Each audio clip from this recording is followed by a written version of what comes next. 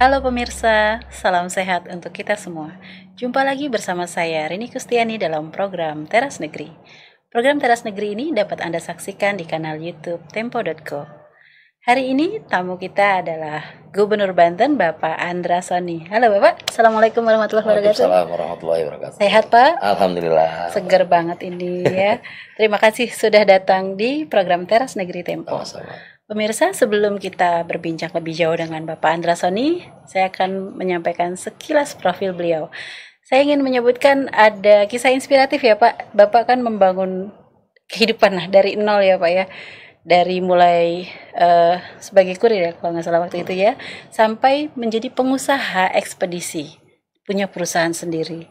Dan Bapak Andra Soni kemudian masuk ke dunia politik melalui Partai Gerindra dan menjadi Ketua DPRD Banten periode 2019-2024 ya Pak.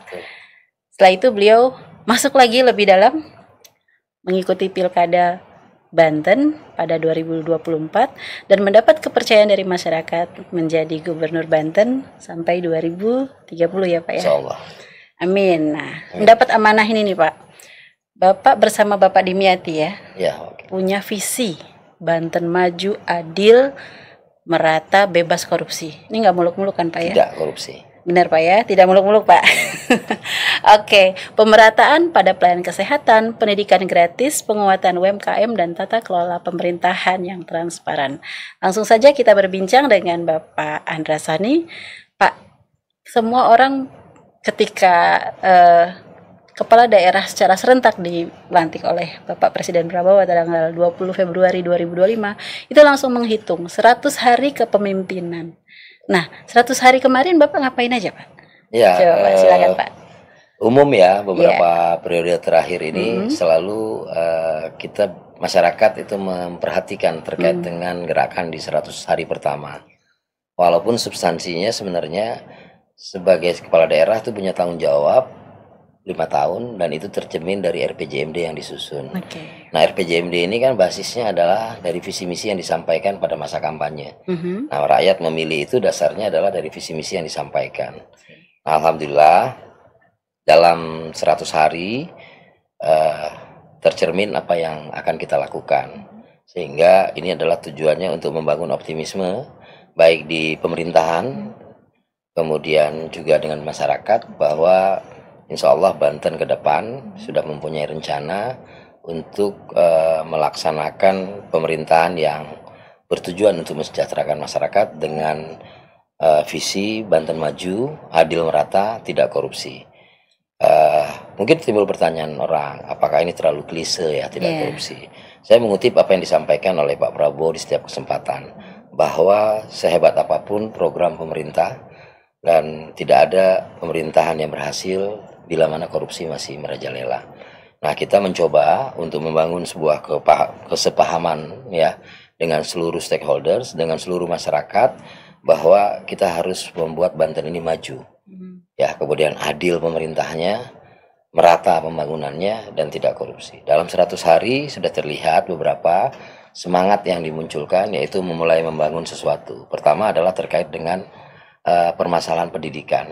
Kita menyadari bahwa Banten terlambat untuk berinvestasi di bidang pendidikan. Padahal kita sadar bahwa pembangunan itu harus diisi oleh orang-orang yang mempunyai kemampuan, daya saing, dan Banten mesti punya stok daripada sumber daya manusia yang unggul. Maka program yang kita sampaikan di masa kampanye, salah satunya adalah terkait dengan pendidikan, akses pendidikan kepada seluruh warga Banten yang adil dan merata. Ya, program yang kami keluarkan, program yang kami jalankan adalah program sekolah gratis untuk sekolah-sekolah yang menjadi kewenangan pemerintah Provinsi Banten. Pemerintah Provinsi Banten memiliki kewenangan mengelola satuan pendidikan tingkat SMA, SMK, dan sekolah khusus.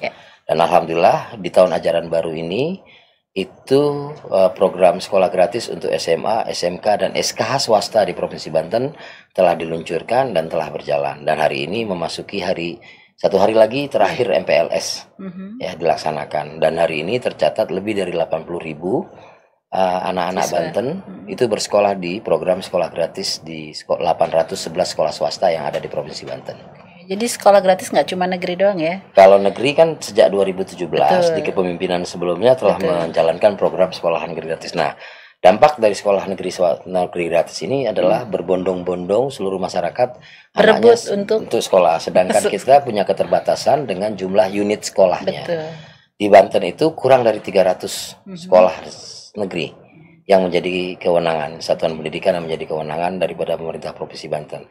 Sedangkan setiap tahunnya lulusan SMP kayak SMA itu angkanya kurang lebih sekitar 220.000 setiap tahunnya. Dan kemudian ini terus meningkat. Dan kemudian yang mendaftar di sekolah negeri itu sebanyak kurang lebih sekitar 180.000. Tapi tahun ini sekitar 166.000 yang mendaftar ke sekolah-sekolah negeri yang ada di Provinsi Banten. Kuota atau ketersediaan bangku anak-anak sekolah di sekolah negeri ini hanya sebesar 80.000, sehingga kurang lebih separuhnya lagi itu tidak tertampung di sekolah negeri. Sehingga sekolah gratis ini menjadi solusi anak-anak. Nah, makanya tercatat 80.000 yang mendaftar di sekolah swasta yang ada di dalam program sekolah gratis kita. Nah, apakah angkanya akan terus bertambah, Pak? Mungkin karena setiap kan tahun angka pertumbuhan penduduk kita 2,4% ya. Artinya ya pasti setiap tahun pasti akan bertambah. Kuotanya akan bertambah. Apalagi bila mana dalam pelaksanaan ini kita bisa melakukan pengawasan yang baik untuk menjaga kualitas daripada sekolah dan kemudian adalah meningkatkan mutu daripada satuan pendidikan tersebut dan ke depan saya punya keyakinan bahwa akan makin banyak, sehingga kita harus melakukan evaluasi dan membuat standar siapa saja yang berhak mendapatkan pelayanan sekolah gratis ini. Karena ini penting sekali untuk menjaga keberlangsungan program ini. Dan tepat sasaran juga, Pak. Dan tepat sasaran pastinya. Pak, itu pendidikan. Itu terkait pendidikan. Betul. Nah, tadi ada pembangunan yang merata. Apa itu, Pak? Jadi Banten ini kan luasnya kurang lebih 9.000 km persegi. Terdiri dari 4 kabupaten dan 4 kota. 4 kota ini merupakan hasil dari pemekaran. Nah, 4 kota ini pertama yang dimekarkan itu adalah Kota Serang. Kota Cilegon. Kota Cilegon ini adalah hasil pemekaran dari Kabupaten Serang. Kemudian pemekaran kedua itu adalah Kota Tangerang. Kota Tangerang ini adalah hasil pemekaran dari Kabupaten Tangerang. Berikutnya Kota Serang tahun 2007. Hasil pemekaran dari Kabupaten Serang, dan terakhir 2009 itu adalah pemekaran Tangerang Selatan. Nah, dari 4 kabupaten kota ini tumbuh dan berkembang. Wilayah utara itu lebih cepat berkembangnya. Wilayah utara yang saya maksud di sini adalah Tangerang Selatan, Kota Tangerang, Kabupaten Tangerang, dan sebagian Serang, sebagian Serang. Nah, termasuk Cilegon, ya. Dan pembangunan ini tidak berbanding lurus dengan pembangunan di wilayah selatan. Wilayah selatan ini mana? Wilayah selatan ini adalah Pandeglang, Lebak. Pandeglang, Lebak ini adalah 2 wilayah yang luasnya lebih dari separuh Provinsi Banten. Ya, dan kemudian disparitas kita menyebutnya, disparitas antara utara dan selatan ini gapnya terlalu jauh, sehingga di masa kepemimpinan kami, saya dengan Pak Dimyati, fokus kita adalah bagaimana memperpendek disparitas. Salah satunya adalah dengan keberpihakan dalam pembangunan di wilayah selatan. Kenapa kita harus berpihak? Pertama adalah terkait dengan kekuatan fiskalnya. Ya, Kabupaten itu ya. Kabupaten Lebak dan Kabupaten Pandeglang ini fiskalnya sangat rendah sekali. Artinya pendapatan asli daerah mereka sangat rendah, sehingga mereka kesulitan untuk melakukan pembangunan urusan-urusan wajib mereka. Nah, oleh karena itu provinsi berpihak, provinsi melakukan upaya-upaya. Salah satunya adalah dengan program Bank Andra. Program Bank Andra ini adalah program yang akronim dari Bangun Jalan Desa Sejahtera. Ya, karena sebagian besar desa di setiap kabupaten ini kan bagian dari desa-desa. Nah, Astacita ke-6 Bapak Prabowo salah satunya adalah membangun dari desa atau membangun dari bawah. Nah, kita menyelaraskan dengan itu, maka program Bank Andra ini sudah mulai berjalan. Target kita adalah bagaimana kita membangun jalan desa untuk membuat desa itu semakin produktif, dan ujungnya nanti adalah kesejahteraan warga desa tersebut. Nah, tentu selama ini kenapa tidak dilakukan? Karena kita selalu terbentur dengan kondisi atau apa yang kita sebut dengan kewenangan. Oke. Ya kan, kalau status jalan itu kan mulai dari jalan nasional, jalan provinsi, jalan kabupaten atau kota, kemudian jalan desa. Sehingga strata ini harus dibuat terkoneksi. Nah, terkoneksinya tentu butuh keberpihakan anggaran. Nah, selama ini anggaran provinsi tidak sampai menyentuh sampai ke desa. Kan ada dana desa, Pak. Nah, dana desa berbeda dengan betul, memang ada dana desa, tujuannya adalah itu. Tapi di desa itu ada jalan yang disebut poros desa, ada poros kampung dan sebagainya. Dengan anggaran sebesar itu nggak mungkin kita bisa mengandalkan untuk bisa dibangun jalan-jalan desa yang berkualitas. Di tahun ini pemerintah Provinsi Banten salah satu program utamanya, saya tidak bisa menyebut itu program unggulan, tapi saya menyebut itu program utamanya adalah jalan desa berupa bangun jalan desa sejahtera. Di mana salah satunya di situ kita juga membangun jalan usaha tani. Ya, jalan usaha tani ini penting karena apa? Pak Prabowo kan sekarang sangat berpihak kepada para petani dan kemudian memastikan harga jual gabah petani itu layak, baik dan mensejahterakan petani. Maka pemerintah Provinsi Banten mensupport dalam bentuk infrastrukturnya, yaitu pembangunan jalan usaha tani. Kalau kita lihat kan Banten itu utara industri, bawah itu pertanian dan pariwisata. Betul. Nah, kalau untuk pertanian tadi ada jalan poros, jalan usaha tani. Pariwisatanya gimana, ya, Pak? Kalau pariwisata, Banten ini sebenarnya kan kalau kita bilang sebenarnya alam yang sangat kaya ya. Untuk wilayah yang berbatasan langsung dengan Jakarta, di mana jumlah penduduknya sangat besar sekali, dan kita memiliki kekayaan ya akan alamnya. Pertama, kita punya gunung, kita punya laut, artinya kita punya pantai, kita punya pulau-pulau kecil yang bisa jadi tempat wisata.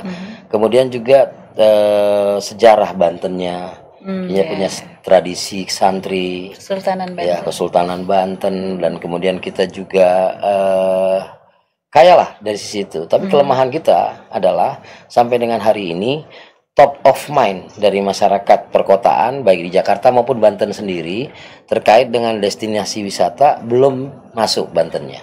Masih yang muncul itu Puncak, masih yang muncul itu Bali, ya, masih yang muncul itu Bandung, katakan gitu. Nah, top of mind. Kenapa? Ya karena faktor infrastruktur salah satunya. Nah, infrastruktur tadi, ya kan, gimana untuk mencapai ke Tanjung Lesung, tempat yang sangat menarik, Ujung Kulon dan sebagainya, dulu itu bisa ditempuh bisa 5 sampai dengan 6 jam.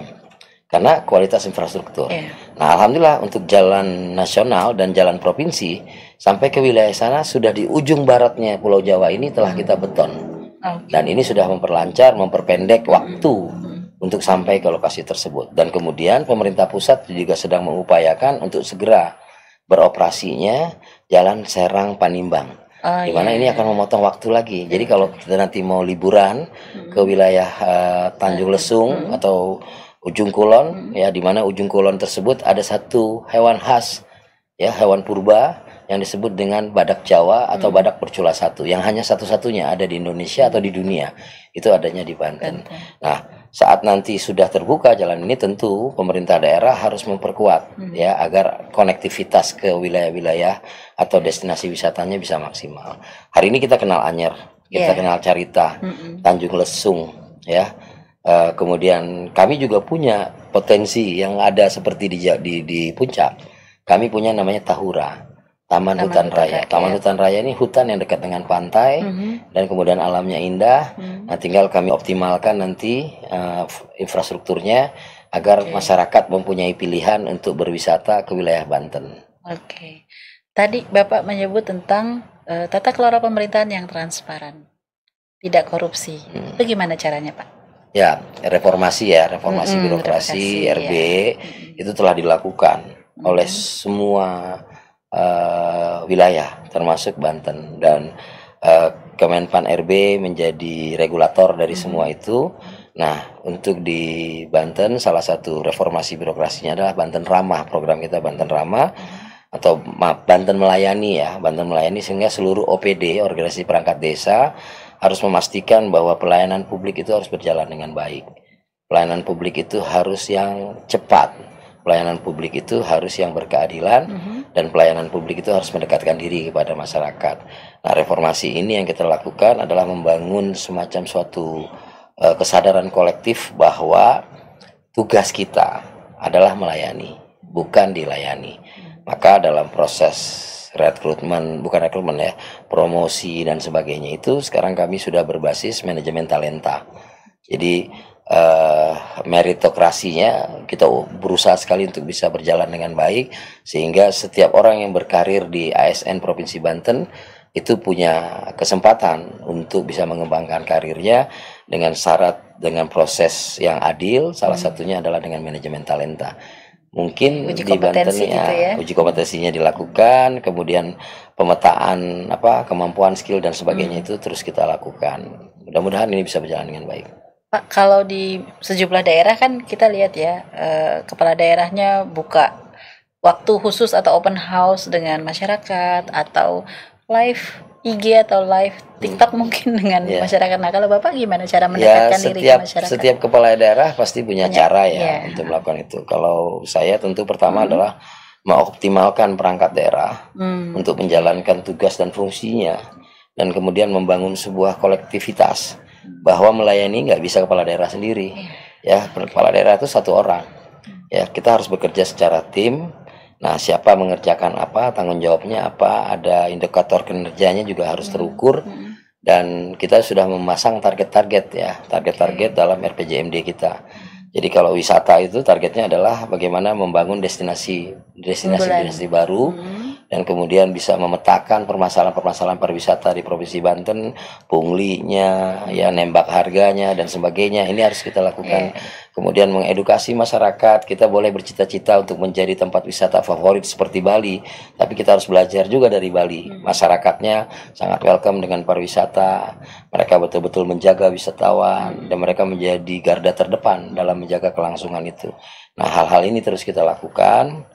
Dan sebagai kepala daerah tentu saya harus membuka ruang komunikasi dengan semua pihak ya. Caranya yang dilakukan bermacam-macam, kunjungan langsung, kemudian banyak dengan audiensi dengan masyarakat, dan ada yang terpublikasi dan tentu lebih banyak yang tidak terpublikasi. Nah, ini penting dilakukan, dan bukan hanya dilakukan oleh kepala daerah, itu juga harus dilakukan oleh perangkat-perangkat daerah untuk menyerap aspirasi masyarakat, dan kemudian membahasnya menjadi sebuah kebijakan yang ujungnya harus menjadi sebuah solusi. Maka kayak saya lebih banyak menerima masukan dari masyarakat, dan kemudian untuk teknisnya kita diskusikan, kita bahas dengan OPD. Nah, OPD ini kan dibentuk sesuai dengan regulasi, adalah sebagai pembantunya daripada gubernur untuk melaksanakan undang-undang yang telah ada. Jadi sebagai seorang kepala daerah, kewajiban utamanya adalah menjalankan undang-undang. Ya, bukan menerima undangan. Jadi fokus utama kami adalah menjalankan undang-undang. Bahwa kemudian ada waktu kami untuk menerima mendatangi undangan dan sebagainya, itu pasti akan kami lakukan, karena silaturahmi itu pasti banyak manfaatnya. Pak, kalau koordinasi dan kolaborasi dengan Bupati Wali Kota, tadi kan ada disparitas nih, Banten Utara, Banten Selatan. Nah, itu seperti apa, Pak? Ya, alhamdulillah ya, karena kami ini produk daripada pilkada serentak, sehingga masa kerjanya juga kan bersamaan. Pertama, kami sama-sama dilantik 20 Februari. Artinya dilantik bersama-sama oleh Presiden. Nah, kemudian kami retreat bersama-sama, sehingga membangun chemistry itu. Saya mengakui lah bahwa retreat ini memotong waktu kita untuk melakukan koordinasi, atau memotong waktu kita untuk saling mengenal. Nah, di dalam proses ini, karena dilantik bersamaan, hasil pemilunya juga bersamaan, sehingga komunikasinya lebih lancar. Semua sejalan, Pak, timelinenya sama gitu ya. Karena visi misi masing-masing kepala daerah ini nggak boleh berbeda dengan visi misi Presiden. Jadi terkait dengan Astacita sudah menjadi terjemahan di daerah itu sama. Sudah jadi pedoman semuanya. Sudah jadi pedoman. Ya. Yang menjadi pembeda itu adalah permasalahan masing-masing wilayah. Contoh, kalau bicara tentang wilayah selatan, itu kan yang muncul adalah tentang kualitas infrastruktur, kualitas sumber daya manusia, akses dan sebagainya. Kalau bicara tentang wilayah Tangerang Raya yang kita sebut wilayah utara, permasalahannya adalah kepadatan penduduk, sampah, ya, kemudian ketersediaan sekolah dan banjir. Nah, kami berusaha untuk terus membangun komunikasi dan saya mencoba mengedepankan koordinasi ya, bahwa saya nggak akan bisa berbuat apa-apa kalau tanpa dukungan dari semua pihak. Keberhasilan pemerintah Provinsi Banten adalah agregat dari keberhasilan kabupaten kota. Ya, jadi kita akan mendorong bagaimana supaya masing-masing kepala daerah di wilayah Provinsi Banten itu bisa optimal dalam menjalankan visi misinya, dan gubernur berusaha untuk bisa terus berkolaborasi bersama-sama. Contoh, bagaimana kita mengatasi permasalahan banjir di Tangerang. Ini kan harus antara gubernur, wali kota, bupati, ya, untuk melakukan koordinasi supaya nanti kita bisa menentukan siapa berbuat apa. Nah, hal-hal ini telah kita lakukan. Tentu setiap yang kita lakukan tidak bisa diukur dalam 100 hari. Tapi diukurnya nanti adalah dari indikator-indikator pembangunan yang kita sebut dengan IPM nanti. Pak, Bapak kan pernah jadi ketua DPRD Banten nih. Nah, apa sih yang Bapak kemudian tangkap dan Bapak lakukan sebagai gubernur sekarang, belajar dari ketua DPRD? Korelasi antara pengalaman sebagai pimpinan DPRD. Undang-undang kan mengatur bahwa unsur penyelenggaraan pemerintahan daerah itu adalah gubernur dan DPRD. Jadi gubernur dan DPRD ini satu kesatuan, ya, bukan entitas yang berbeda, karena kita adalah penyelenggara pemerintahan. Maka waktu saya jadi ketua DPRD, hal yang saya lakukan adalah terus berkomunikasi dengan gubernur, terus mendukung segala upaya gubernur melalui hak-hak yang dilekat di DPRD, membahas perda yang diusulkan gubernur, kemudian mengawasi perda yang telah dihasilkan, kemudian pelaksanaan perdanya, dan kemudian budgeting, ya, draft rencana keuangan atau APBD Provinsi Banten itu dibahas di DPRD. Nah, saya memahami karena saya mengalami, maka saya memberikan ruang yang besar kepada DPRD untuk berkontribusi dalam pemikiran dan kemudian mengoptimalkan betul dari fungsi pengawasannya untuk perda-perda atau APBD yang kita ajukan kepada DPRD. Dan alhamdulillah komunikasinya bisa lebih cepat terjalin karena saya pernah lama di sana dan saya memahami semangat daripada DPRD. Nah, DPRD ini kan adalah pejabat-pejabat elected, sama seperti saya. Ya, artinya punya tanggung jawab kepada konstituen. Nah, bagaimana kita bisa mengakomodir semua tersebut dalam satu kesatuan sesuai dengan perencanaan yang dibuat bersama-sama. Karena kuncinya adalah perencanaan. Berarti pemerintah daerah dengan DPRD itu satu paket ya? Ya, harusnya begitu karena memang di dalam undang-undangnya fungsi DPRD atau DPRD merupakan bagian dari unsur penyelenggaraan pemerintah daerah. Baik Pak, saya mau agak balik sedikit ke pendidikan tadi Pak. Kan lagi rame nih Banten kemarin sampai blokir jalan segala macam. Nah, sebenarnya kalau Bapak melihat, mungkin saya bisa bilang letupan-letupan ya, itu apa yang kemudian terpikir oleh Bapak dan solusinya bagaimana ketika ada? 5 tahun, 10 tahun lah ya, 10 tahun menjadi anggota DPRD, 5 tahun terakhir saya sebagai ketua DPRD. Di setiap PPDB kalau dulu namanya, penerimaan peserta didik baru yang berbasis zonasi, ya, yang berbasis zonasi, ini setiap tahun pasti selalu memunculkan letupan-letupan, polemik-polemik. Dan kemudian kita lakukan pemetaan bahwa selama ini yang terjadi itu adalah daya tampung sekolah negeri. Daya tampung sekolah negeri tidak memungkinkan untuk bisa menerima semuanya. Saya katakan kita bukalah sampai 70 katakan untuk menerima satu rombongan belajar.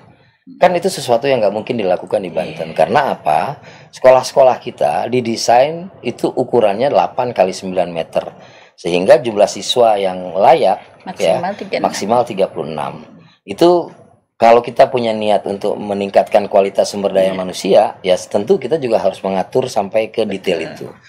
Nah, sekalipun kita tambah, tetap masih banyak anak-anak yang tidak bisa sekolah. Maka yang saya tawarkan sekolah gratis di SMA tadi sebagai solusi. Nah, kemudian ada beberapa sekolah, ya ada beberapa sekolah yang masih banyak memunculkan letupan-letupan yang kemudian ini selesai, Pak. Kenapa saya bilang ini selesai? Karena ini bagian dari kekekalan ikhtiar. Ya, orang akan berusaha terus untuk anaknya bisa sekolah di sekolah negeri. Ya kan? Nah, kita berusaha menjadi adil tadi. Yang kita jalankan ini adalah regulasi pemerintah pusat melalui Kementerian Pendidikan Dasar dan Menengah terkait dengan yang namanya sistem penerimaan murid baru. Di mana pembeda antara sistem penerimaan murid baru dahulu dan sekarang, perbedaannya itu adalah dengan zonasi dan domisili. Kalau bicara tentang zonasi, itu basisnya adalah jarak. Ya, basisnya jarak antara sekolah dengan rumah. Nah, ini dinilai oleh sebagian masyarakat yang rumahnya jauh dari sekolah ini tidak adil. Ya, karena mereka tidak dapat untuk sekolah karena di faktor jarak sekolah. Dan sedangkan pemerataan pembangunan sekolah negeri kita yang juga belum merata, apalagi di daerah perkotaan. Nah, saat kita mencoba untuk membangun sekolah negeri di wilayah perkotaan lebih banyak, ya, tetap tidak bisa menyelesaikan masalah karena memang kebutuhannya lebih banyak lagi. Sekolah negeri tingkat SMA dan SMA di Tangerang Selatan katakan, itu kan jumlahnya 12 sekolah. Nah, 12 sekolah ini kalau kita mau tambah satu sekolah, ya, maka kita memerlukan biaya yang sangat besar, yang kemudian daya tampungnya hanya mungkin sampai dengan 1.000 siswa, ya kan, dengan effort sebesar itu tetap tidak memenuhi. Maka selama Republik ini berdiri, mulai dari sebelum menjadi sebuah negara sampai dengan hari ini, peranan swasta kan sangat penting dalam ikut serta membangun manusia yang cerdas di Indonesia. Nah, kami berusaha melibatkan swasta. Salah satunya adalah dengan program sekolah gratis. Sehingga swasta ikut berperan, anak-anak dipastikan bisa diterima di sekolah, bisa bersekolah, ya, tanpa harus memaksakan sekolah negeri. Yang harus kita pastikan adalah proses penerimaan siswa baru di sekolah ini atau sistem penerimaan murid baru di sekolah ini harus lebih adil, harus lebih transparan, dan kemudian di situ memastikan bahwa ini berjalan sesuai dengan peraturan perundang-undangan. Maka saya memastikan bahwa tidak boleh ada titip menitip, ya, karena titip menitip itu ya berarti kita tidak komit dengan apa yang sedang kita bangun. Dan kemudian memberi akses. Yang bisa titip menitip ini kan orang yang punya akses saja. Artinya apa? Ini kan nggak adil. Gimana dengan anak-anak yang nggak punya akses? Nah, kemudian terkait dengan demo yang terjadi dan sebagainya, saya memaklumi.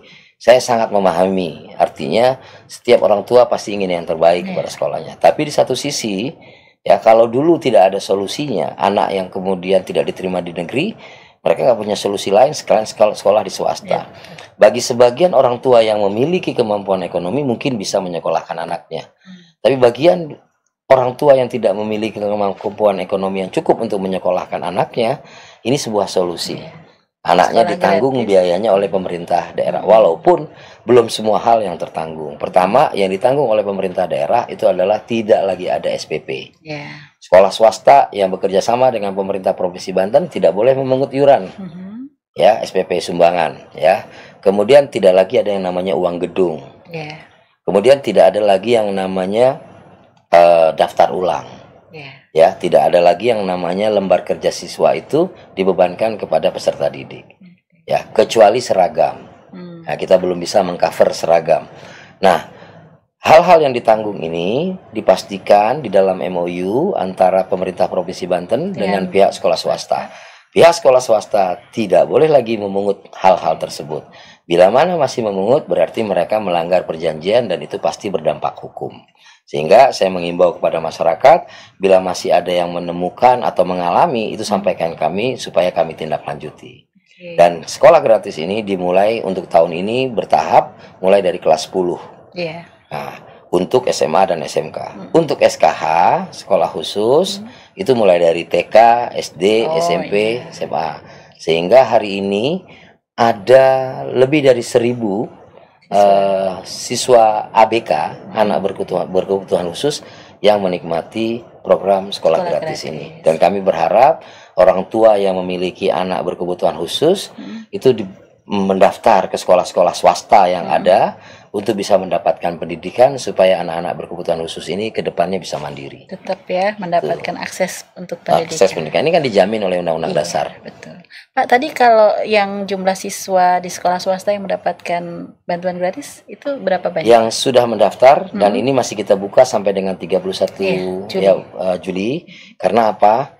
nanti kan ini kita daftarkan kepada Dignas ya, dalam rangka untuk tercatat sebagai PIB. Siswa. Oh, siswa. Tercatat sebagai siswa yang kemudian nanti ya ada di daftar pokok pendidikan, Dapodiknya. Ya supaya semua anak itu terdaftar.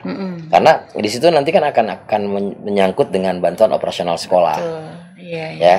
Dan sampai hari ini informasi yang disampaikan kepada saya, dan ini dinamis akan terus bertumbuh berkembang, itu sudah 80.000 lebih peserta sekolah gratis di 811 sekolah.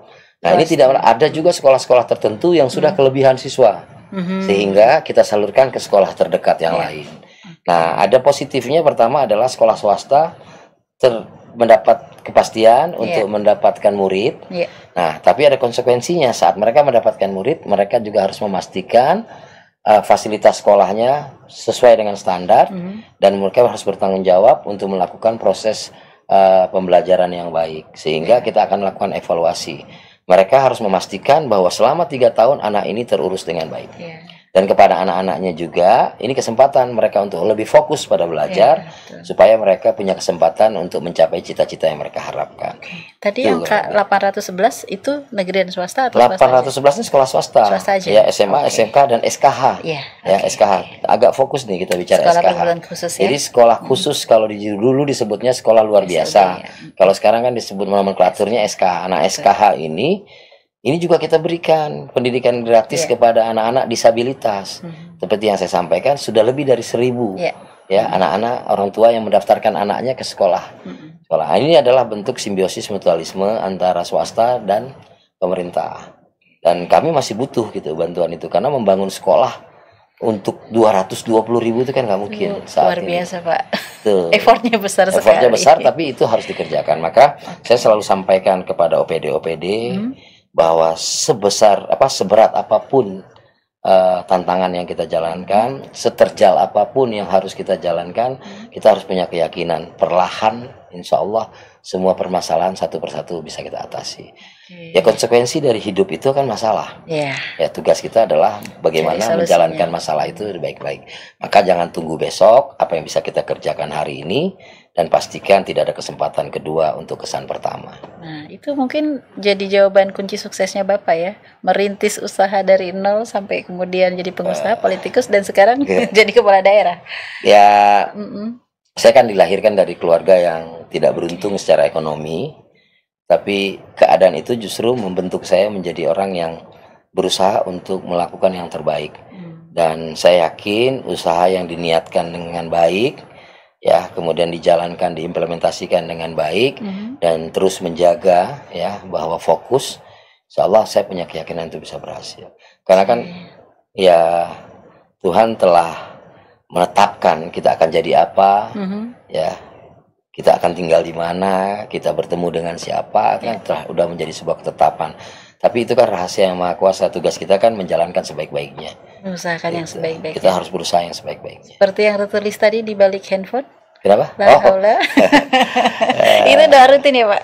Ya artinya kepada siapa lagi kita berserah kalau bukan kepada yang Mbak yang ngintip juga ya. Iya, saya tadi sempat melirik. Oh wow, ada doa. Ya, kita bisa mengambil inspirasi dari Bapak gitu. Oke, pemirsa, menarik sekali nih perbincangan kita hari ini. Ada inspirasi, ada strategi juga untuk pembangunan Provinsi Banten. Nah, sebelum menutup acara perbincangan ini, silahkan Bapak Andrasoni menyampaikan closing statement untuk masyarakat Banten dan pemirsa Tempo. Silahkan Bapak. Ya, pada keluarga saya, ya masyarakat Banten, terima kasih atas amanah yang telah diberikan. Dan izinkan saya untuk memperjuangkan apa yang pernah saya tawarkan kepada masyarakat. Dan saya yakin bahwa sebagai manusia kami tentu tidak sempurna, tapi yang akan kami lakukan adalah yang terbaik untuk masyarakat. Kami akan menggunakan APBD sebaik-baiknya dan berdampak positif kepada masyarakat. Dan insya Allah perlahan-lahan satu persatu apa yang pernah kita janjikan, apa yang pernah kita sepakati, insya Allah akan kita jalankan. Mohon untuk memberikan atau melakukan pengawasan kepada kami, kemudian sampaikan keluhan-keluhannya kepada kami untuk semua kanal yang ada. Saya yakin bahwa saya tidak perlu mengumumkan nomor khusus dan sebagainya. Masyarakat sudah tahu caranya untuk menyampaikan pendapatnya. Di Banten, saya memberikan keleluasaan kepada seluruh masyarakat untuk mengekspresikan pandangannya, dan saya punya satu keyakinan bahwa setiap usaha yang didasari oleh niat baik, insya Allah hasilnya pasti akan baik. Terima kasih atas dukungannya. Semoga Banten maju, adil merata, tidak korupsi, bisa kita jalankan bersama-sama. Amin. Terima kasih. Amin. Baik Pak, terima kasih Pak Andrasoni telah berkenan hadir dalam program Teras Negeri Tempo. Terima kasih. Baik pemirsa, nantikan program Teras Negeri selanjutnya bersama Kepala Daerah Inspiratif dari seluruh Nusantara. Saya Rini Gustiani beserta kru yang bertugas pamit undur diri. Salam sehat dan sampai jumpa.